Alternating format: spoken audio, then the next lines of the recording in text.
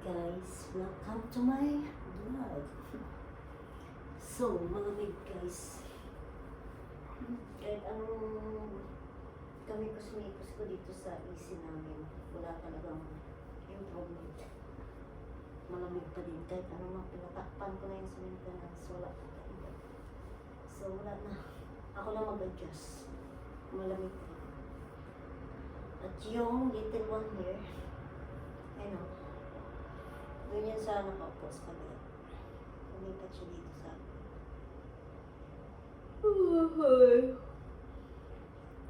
So, nagising kasi siya guys dahil ako ay nag-CR. Pati pag CR ko guys, sumasama ko. Ayan, ito ngayon kami.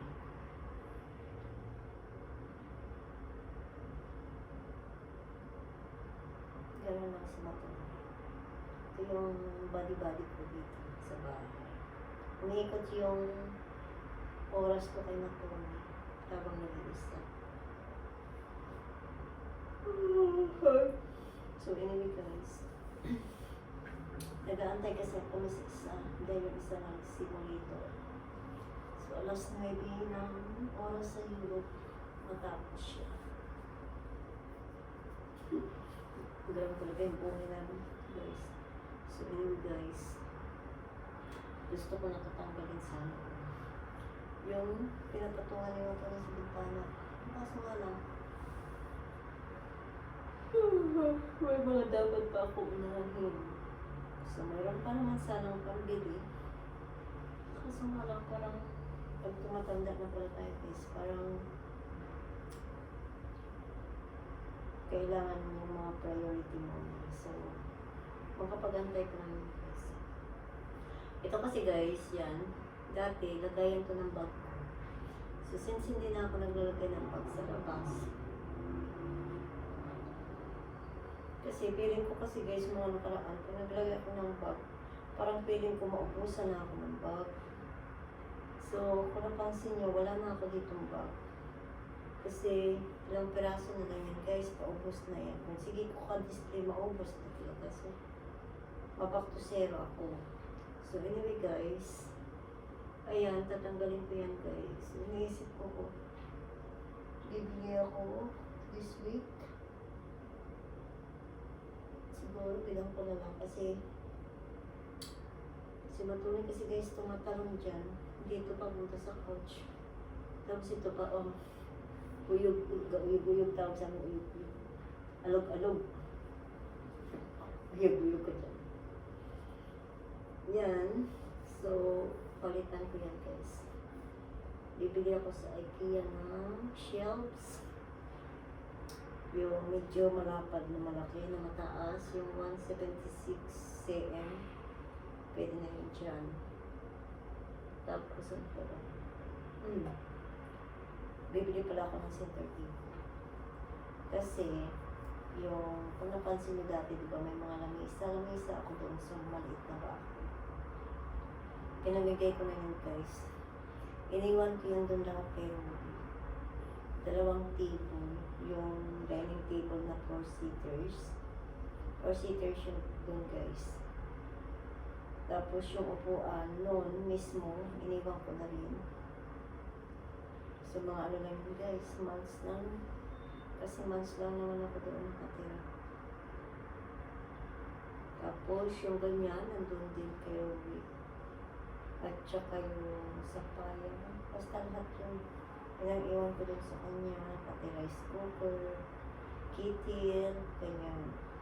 So, ano yung nakikita nyo dito guys? Mga bago na to guys. Lahat yan bago. So, anyway guys, ayan. So, bibili tayo ng center table. Kasi minsan, may pumunta dito sa akin. Kakape. So, wala na akong table dito. Kasi, bibili sana akong karaan. Inisip kasi guys, si Matoni. Yung isa kasi gusto niya si Matoni may mahabang takbuhan.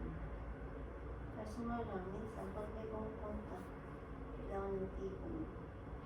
May space naman kasi malapad to guys, ang problema. Si Matoni. Kasi, si Matoni kasi guys, may laruan siya na sobrang haba. Tatakbo-takbo siya. So, para wala siyang mabanggaan. Pero pwede naman yun guys. Yan. So, bibili lang ako ng center table na lang. Sabay ko dyan. Sa bookshelves.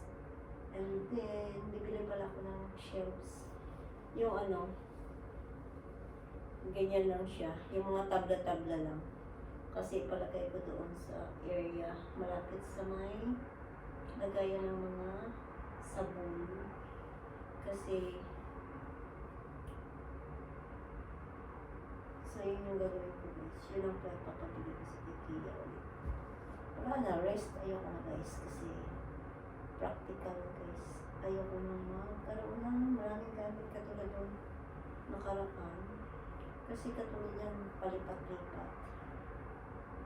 Diba? Palipat-lipat, tapos wala, sayang lang din. So, practical na yun. Dito sa abroad guys, hindi naman pala kailangan ng marami kang gamit. So, sabi ng isa, bibili daw ako ng TV. Lalagay ko dyan. Ayoko guys. Kasi, hindi na ako mahilig ng TV. Nag-YouTube lang naman ako guys. So, hindi na kailangan ng TV. Tsaka wala naman siya lagi. Kami lang naman natone. Tsaka wala talaga nanonood. So, hindi ko na kailangan. Kasi pag siya naman nandito, laptop lang din naman siya. Nanonood din siya ng laptop. Ay, ng movie sa laptop. So, useless sa TV. Ginawang display. So, ayaw ko na. And then, sa table, hindi tama na yung table namin. 3-seaters. Yung binigay ko pero is 4-seaters yung guys. At saka dalawang ransa. Ano pa? Wala na ako dito kailangan sa bahay. Yan na lang. Mga siguro first, itong week na lang ito. After ni Matoni,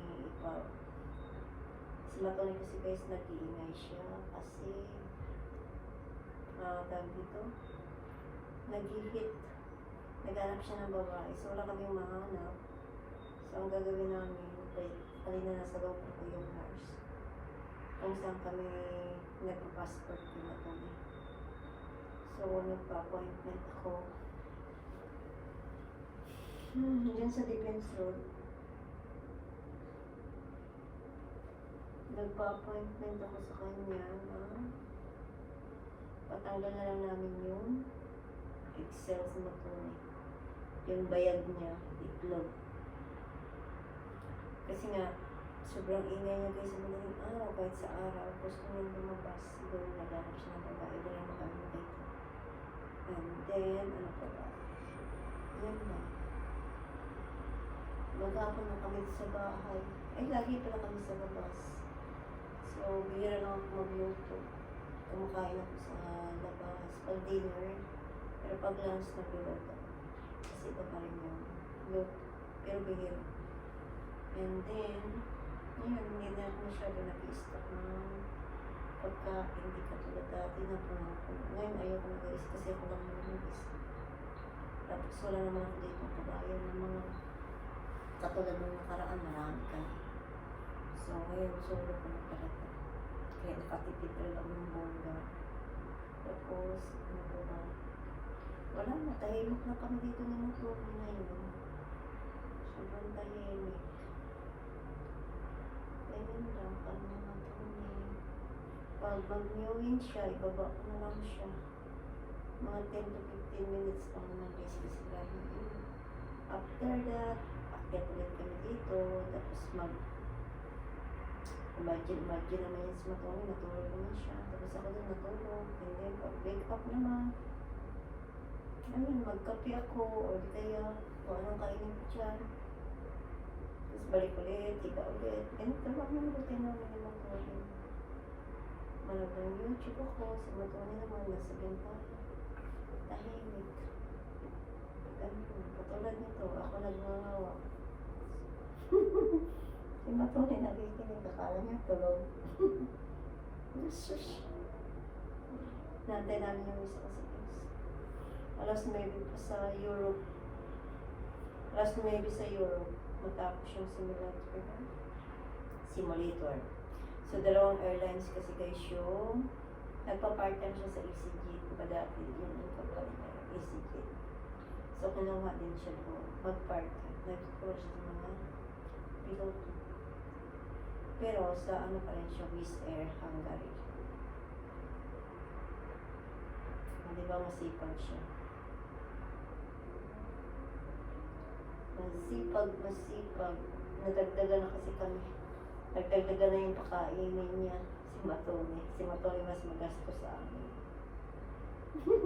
Sabi ni Matone, Mama, chinichismis mo ako harap-harapan. Pikit-pikit, adilat-dilat. Diet na to guys kasi nga yung timbang niya 7 kg na siya. Imagine mo yun. Kaso minsan di ko siya matiis. Tapos ang papasulok pa to. Spoiled. Hindi pa na binababa yung 14. Naantay ko si yung maintenance dito na pa-schedule ako dito. Ngayon, hindi ka dumating.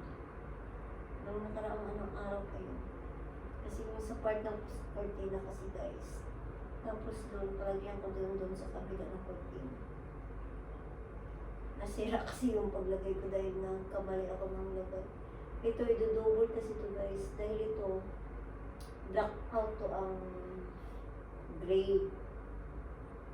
So, dapat sa top yan. Itong mga maninipis doon sa ilalim, sa likod. Kaso nga lang guys, kailangan siya dyan. Ewan ko, saan na yung maintenance.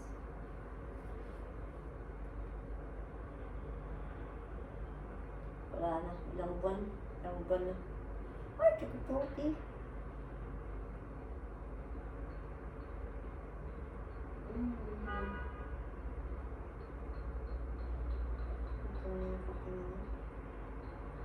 Kanina plano ko, kung hindi ako tinawag pupunta, sana ako namin lulu. Bibili ako ng cherry tomato at saka yung capers. Kasi yung isa pinapagaya sa akin yung dinner na pasta with capers, tapos cherry tomato. So wala kasi akong cherry tomato, ubos na kasi ginawa ko kapon salad. And then, bibili ako ng Ariel, tsaka softener. Ganyan. So, titingin na lang ako ng water dispenser. Kasi yung ginagamit ko ngayon guys is yung bote-bote lang muna. Ganyan. Kaso yung isa, nire-request yung water dispenser. So, bibili ako. Ano ko sabi? So, bye-bye for now guys. Ako ay muni-muni pa. At ganito yung buhay namin dito nito. Baka magkape na. Bye-bye guys.